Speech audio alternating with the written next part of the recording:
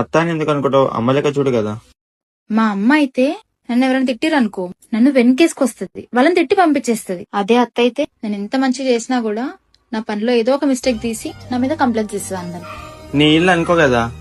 అట్లా అనుకోనే ఉంటుండే. ఒక రోజు ఫంక్షన్ కి నైట్ లేట్ అయిందని మార్నింగ్ లేట్ గా లేసిన. ఆ రోజు చూడాలి ఇంకా. ఇది మీ అమ్మగారి ఇల్లు కాదు, నీకు నచ్చినప్పుడు ఇవ్వడానికి. అత్తగారి ఇల్లు, టైంకి లేవాలి అన్నారు. మంచిగా మాట్లాడదామని వెళ్తా, నేను వెళ్లేసరికి డిస్కషన్ ఆపేస్తారు, సైలెంట్ అయిపోతారు.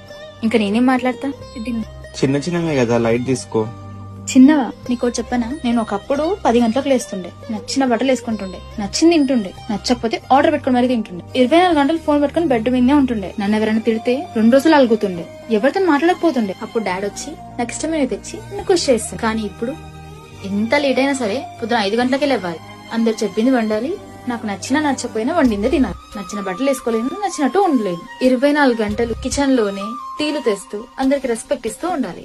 అండ్ మోర్ ఓవర్ ఇంట్లో ఎవరికి కోపం వచ్చినా నా వినే చూపిస్తారు, కానీ నేను మాత్రం మన వాళ్ళే, ఇట్స్ ఓకే అని అడ్జస్ట్ అవ్వాలి. ఇవన్నీ చిన్నవా?